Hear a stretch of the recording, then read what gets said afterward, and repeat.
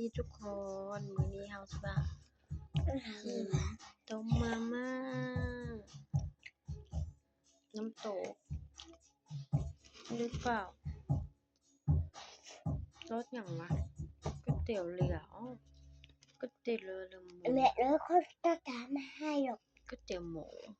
ก๋วยเตี๋ยวเรือทรงเครื่องว่าซั่นเอา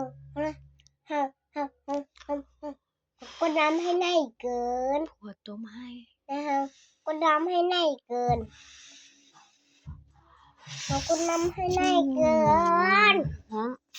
แม่มือเขาจะเป็นแบบนี้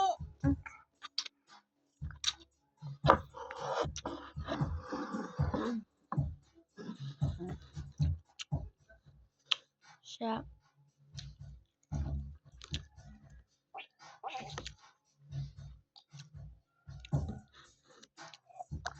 หน้าตาก็ประมาณนี้แหละ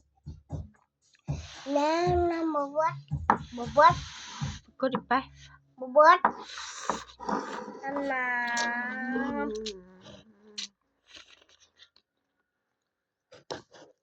ตั้งบ่ได้เอาน้ำมาใส่แล้ว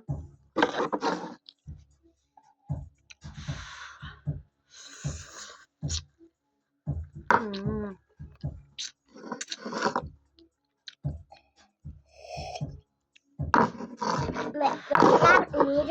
ตั้งนี้ดูไม่กินบะ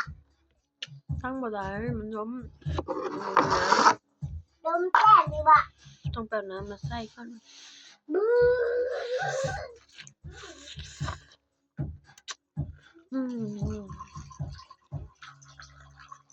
ไปแซ่บหลายอาหารเช้าเนาะทุกคน